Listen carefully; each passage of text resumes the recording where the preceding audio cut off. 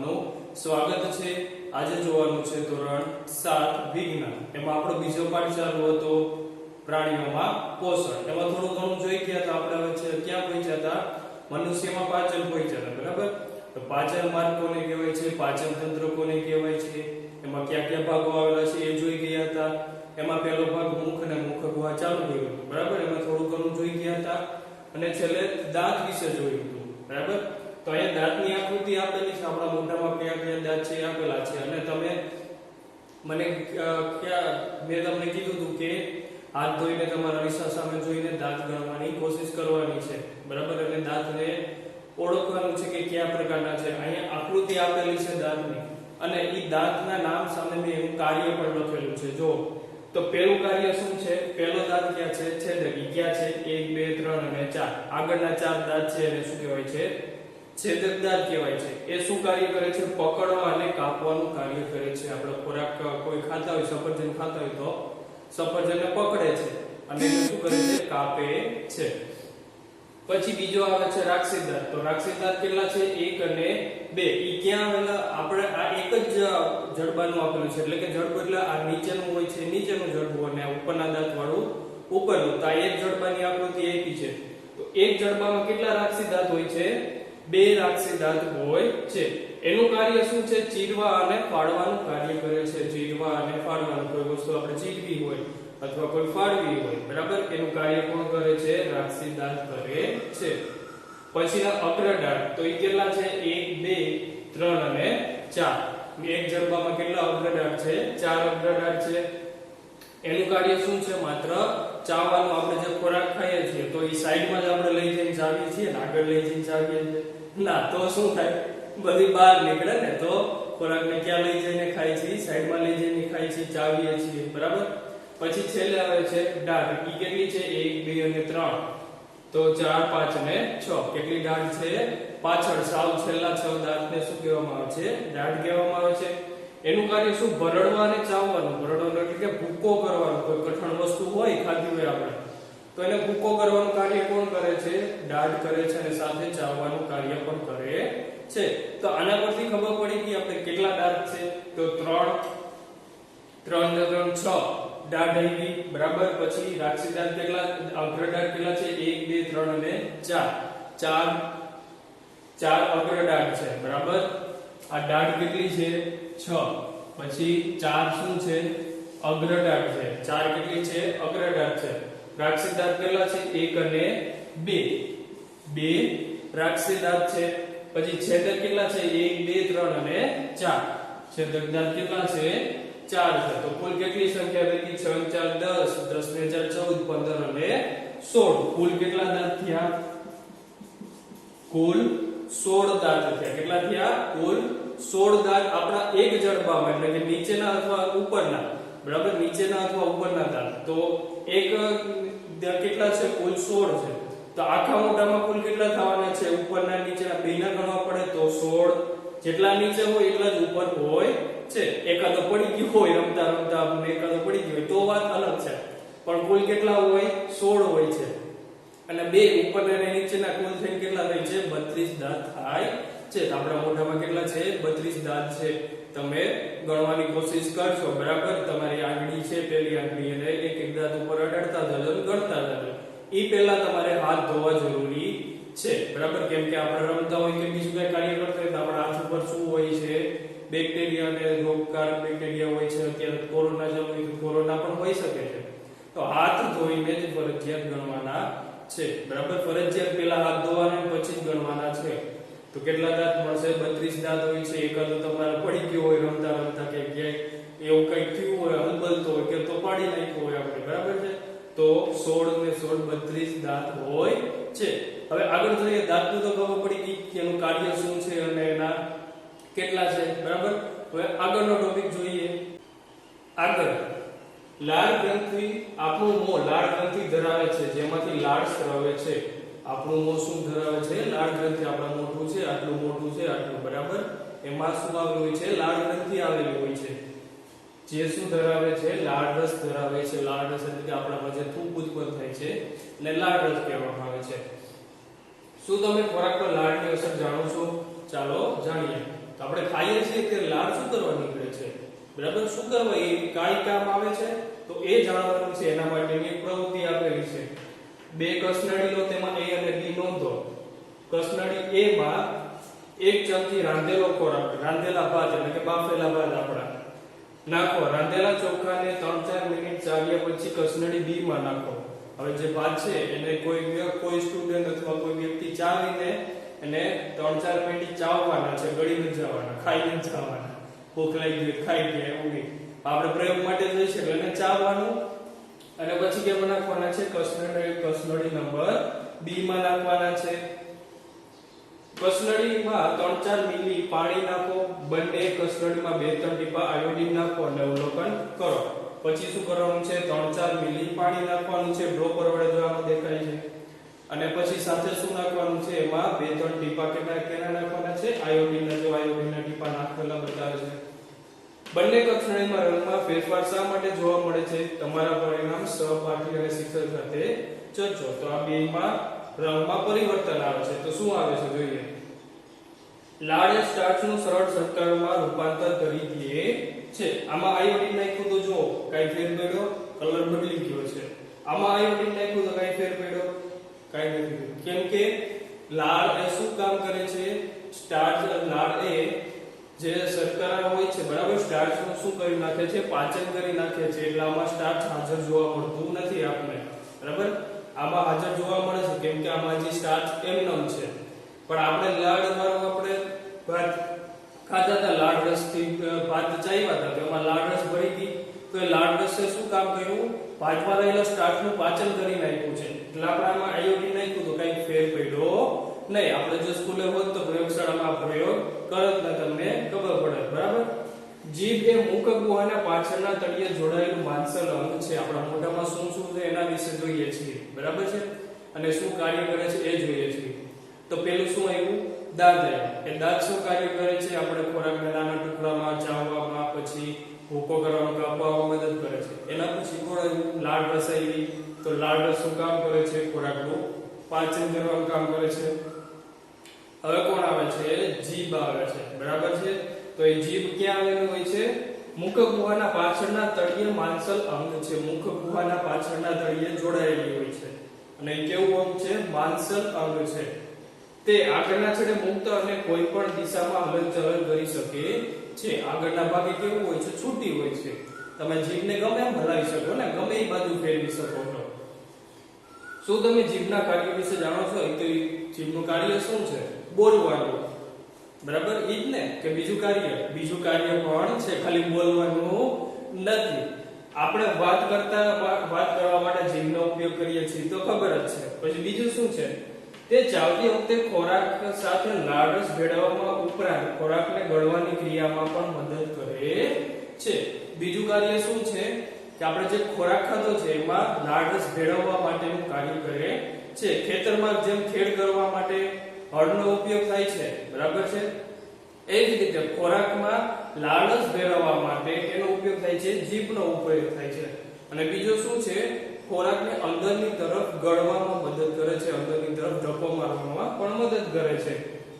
જીભ દ્વારા આપણને સ્વાદની પરખ પણ કરીએ છીએ. આપણે સ્વાદ કઈ રીતે ખબર પડે, મરચું આવ્યું તો કેવું તીખું લાગ્યું, તો તીખું કેની રીતે ખબર પડી, તો જીભને લીધે ખબર પડે છે.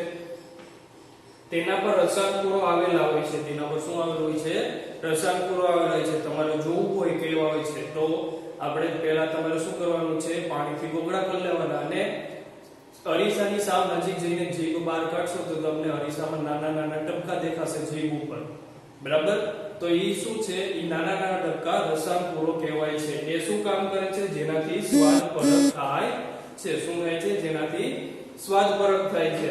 આપણે નીચે મુજબની પ્રવૃત્તિ કરીએ. નીચે મુજબની પ્રવૃત્તિથી આપણે ખબર પડી જાય કે કેવો સ્વાદ ક્યાં આવેલો છે, બરાબર. તો જોઈએ આગળ. એ પ્રવૃત્તિ પહેલા અહીંયા થોડું આપેલું છે. જો તમારે દાંતને શું છે, મીઠાઈ અને દાંતથી સડો. મીઠાઈ જાજી ખાઈએ, ચોકલેટ જાજી ખાઈએ તો સડો પડે છે. તો શું કઈ રીતે પડે છે એ જોઈએ. તમને ઘરે મમ્મી પપ્પા તો કહેતા જ જાજી મીઠાઈ ન ખાવી, જાજી ચોકલેટ ન ખાવી, દાંત સડી જાય છે, કહે છે ને. તો કઈ રીતે સડે છે અહીંયા આપ્યું છે, તમે જાણી લેશો એટલે તમે પણ કહેશો મારે જાજી ચોકલેટ ખાવી નથી. આ તો ન પાડી શકીએ ને ચોકલેટ. ચોકલેટ તો બધાય ભાવે, મનેય ભાવે છે. હવે મને અત્યારે કોઈ ચોકલેટ આપે તો હું તો ખાઈ લઉં, મને બહુ મજા આવે. પણ આપણે સાથે શું કરવાનું છે? દાંતનું પણ ધ્યાન રાખવાનું છે. કઈ રીતે સડો પડે છે એ પણ જોઈ લઈએ એટલે આપણે દાંતનું ધ્યાન રાખી શકશું. તો સામાન્ય રીતે આપણા મોંમાં બેક્ટેરિયા તો રહેલા જ હોય છે. મોઢામાં ઘણા બધા બેક્ટેરિયા હોય છે. આપણે સતત બોલવાનું કાર્ય કરીએ છીએ તો મોઢું ખોલીએ તો બેક્ટેરિયા અંદર આવવાના છે, બરાબર છે. પરંતુ તે આપણને નુકસાન કરતા નથી. તે આપણને શું કરે છે? નુકસાન નથી કરતા. જો આપણે ખોરાક આરોગ્ય પછી આપણા દાંતને સાફ ન કરીએ તો ઘણા હાનિકારક બેક્ટેરિયા વસવાટ કરે છે, તેમની વૃદ્ધિ પામે છે.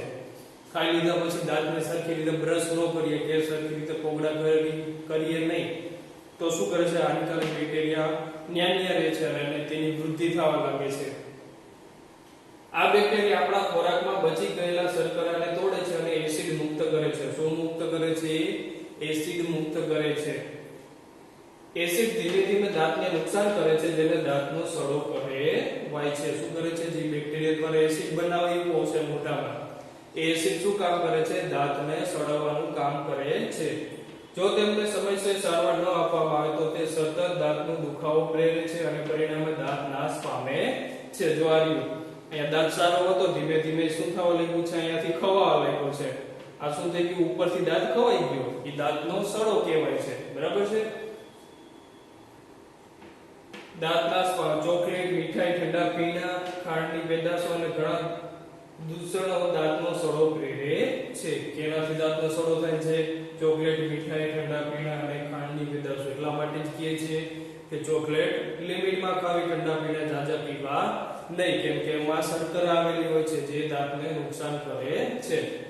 આથી દરેકે બ્રશ, દાંતણ અથવા દાંતપાલ એટલે કે જે દાંતની વચ્ચેથી દોરો પસાર કરીને દાંતને સાફ કરે છે એને દાંતપાલ કહેવાય છે. દ્વારા ઓછામાં ઓછા દિવસમાં 2 વાર દાંત સ્વચ્છ કરવા જોઈએ અને દરેક ભોજન પછી મોં ચોખ્ખા પાણીથી ધોઈ નાખવું જોઈએ. એટલા માટે શું કરવામાં આવે છે કે આપણે દિવસમાં 2 વાર નહીં તો કાઈ નહીં, એકવાર તો સવારે બ્રશ કરીએ અથવા રાતે સૂતી વખતે પણ બ્રશ કરી લેવું જોઈએ અથવા રાતે સૂતી વખતે પાણીથી સરખી રીતે કોગળા કરી લેવા જોઈએ, જેથી કોઈ બેક્ટેરિયા કે એવું હોય તો એ બહાર નીકળી જાય છે અને આપણા દાંતને સડો પડતો નથી, બરાબર છે.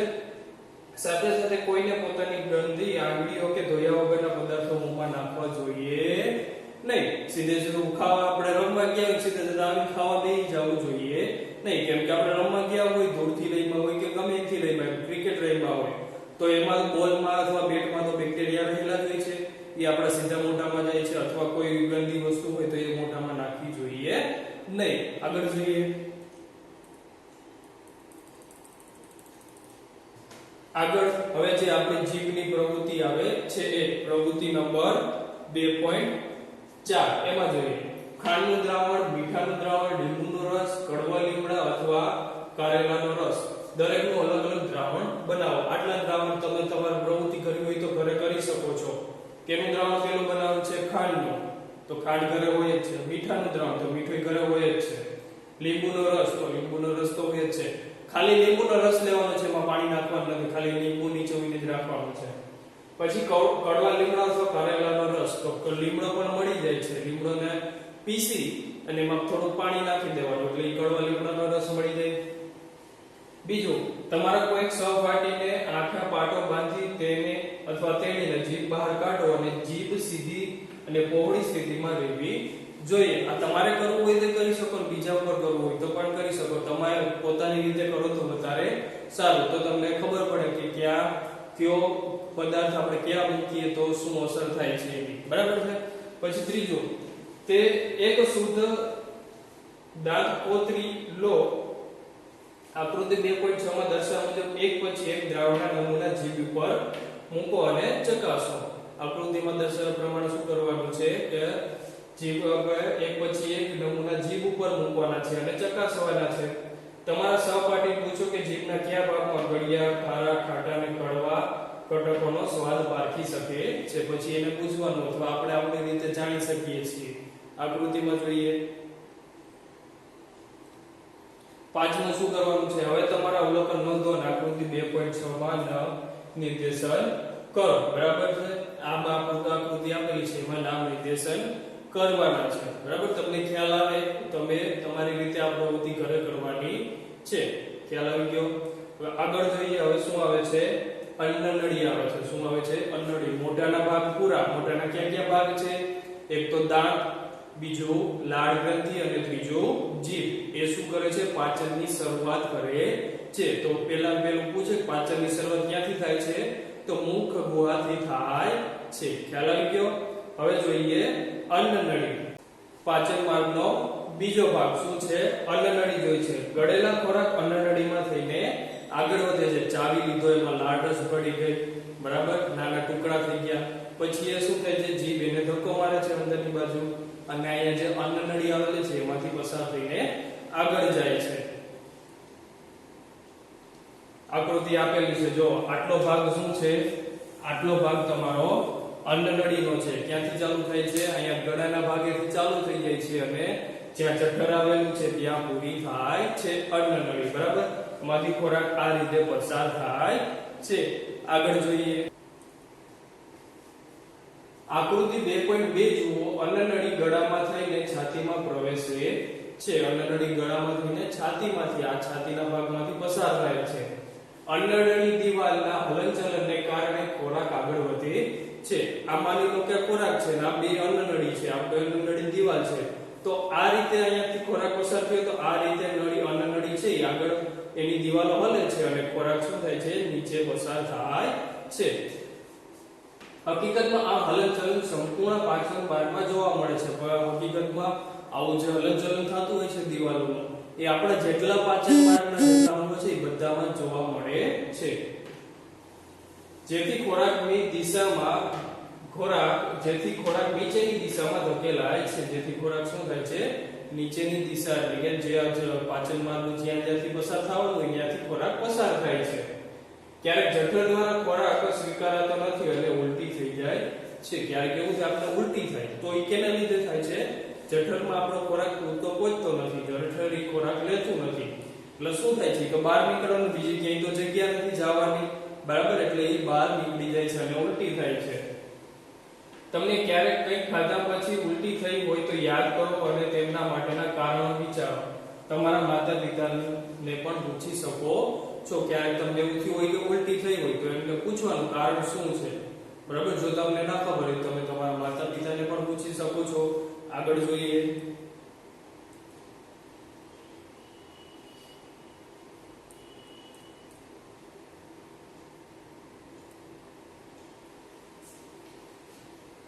આગળ શું આવે છે જઠર આવે છે બરાબર પાચન માર્ગનો બીજો ભાગ જઠર પેલું શું હતું મુખ ગુહાતું બીજો પાચન અંગ કયું છે જઠર છે એમાં જોઈએ જઠર એક જાડી દિવાલવાળી કોથળી છે જઠર કેવી છે એક જાડી દિવાલવાળી કોથળી છે તેનો આકાર પોપડા જી જેવો હોય છે જો આ દેખાય છે દેખાય જી આકાર બન્યો ને આ રીતનો દેખાણો આ જી પણ ઈ કેવો છે આપણે એબીસીડી બીજી એબીસીડી નો જી કરીએ એના કરતા થોડો પહોળો છે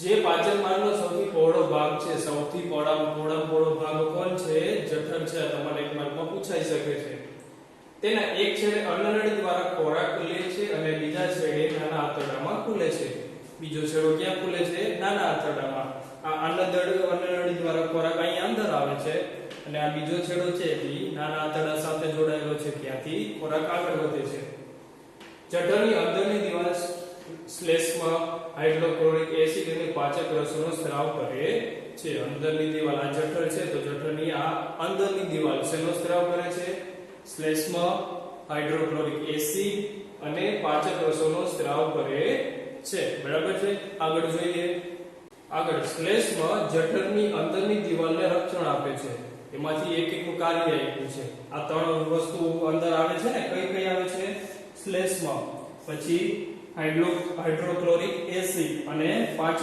રસો બરાબર છે એમાંથી પેલું આપેલું છે શ્લેષ્મા તો શ્લેષ્મા જઠરની અંદરની દિવાલને રક્ષણ આપે છે શું આપે છે જઠરની અંદરની દિવાલ હોય એની સાથે ચોંટી જાય છે અને દિવાલને રક્ષણ આપવાનું કામ કરે છે આપણે પ્લાસ્ટર કરતા હોય બરાબર આપણે બેલાથી તો ઘર બનાવી દીધું એના એમના રાખીએ તો શું થાય બેલા ખવાઈ જવાના છે બગડી જવાના એના માટે ઉપર શું કરે છે પ્લાસ્ટર કરીએ છીએ તો આ જઠરનું શ્લેષ્મ પણ ઈ જ કામ કરે છે, જઠરની દિવાલને પ્લાસ્ટર આપવાનું કાર્ય કરે છે. એસિડ ઘણા બેક્ટેરિયાને મારી નાખે છે અને ખોરાક સાથે ભળે છે અને જઠરના માધ્યમને એસિડિક બનાવી દે છે. હાઇડ્રોક્લોરિક એસિડ શું કરે છે? આપણે ખોરાક ખાતા મોઢું ખોલવાના છે, એની સાથે બેક્ટેરિયા પણ અંદર વહી જવાના છે. તો એ જઠરમાં રહેલો હાઇડ્રોક્લોરિક એસિડ શું કામ કરે છે? એ બેક્ટેરિયાનો નાશ કરી નાખે છે અને સાથે ખોરાક સાથે પણ ભળી જાય છે. અને અંદર જે આખો ખોરાક અંદર જે પ્રવાહી સાથે આપણે ખોરાક લીધો તો પ્રવાહી એટલે કે માધ્યમને કેવું બનાવી દે છે? એસિડિક બનાવી દે છે. તથા પાચક રેસાઓ કાર્યરત કરે છે અને સાથે શું કામ કરે છે? પાચક રસોને પણ કાર્યરત કરે છે. પાચક રસો પ્રોટીનને તોડીને તેનું સરળ ઘટકોમાં રૂપાંતર કરે છે. પાચક રસો શું કામ કરે છે? પ્રોટીનને તોડી નાખે છે અને નાના સ્વરૂપમાં રૂપાંતર કરી દે છે. પછી હવે જોવાનું છે નાનું આંતરડું, તો એ હવે આપણે આવતા વિડિયો લેક્ચરમાં જોશું. તમારું હોમવર્ક કહી દઉં છું, જે આગળ દાખલું મેં કીધું તો એ રીતે તમારે લખવાનું છે. બરાબર? કઈ રીતે લખવાનું છે? તો પેલું લખવાનું દાઢ લખવાનું, પછી એનું કાર્ય લખવાનું અને એની સંખ્યા લખી નાખવાની કેટલી છે એ. બરાબર? ખબર પડી ગઈ? પછી અગ્રદાઢનું કાર્ય લખવાનું અને એની સંખ્યા લખવાની. મેં અહીંયા બોર્ડ ઉપર લખેલું હતું, તમે જોઈને લખી શકો છો. યાદ ન હોય તો ખ્યાલ આવી ગયો. એ તમારે તમારી રફ બુકમાં લખવાનું છે. અને પ્રવૃત્તિ નંબર જે આપણે જીભની હતી પ્રવૃત્તિ, એ પ્રવૃત્તિ તમારે કરવાની છે અને તમારે નોંધવાનું છે કે જીભના કયા ભાગમાં કયો સ્વાદ તમને આવ્યો છે. બરાબર? ખ્યાલ આવી ગયો? હોમવર્ક શું હતું એ તમારે રફ બુકમાં કરવાનું છે. આજે આટલું રાખીએ. નાના આંતરડાથી પાચન આગળના વિડિયો લેક્ચરમાં જોશું.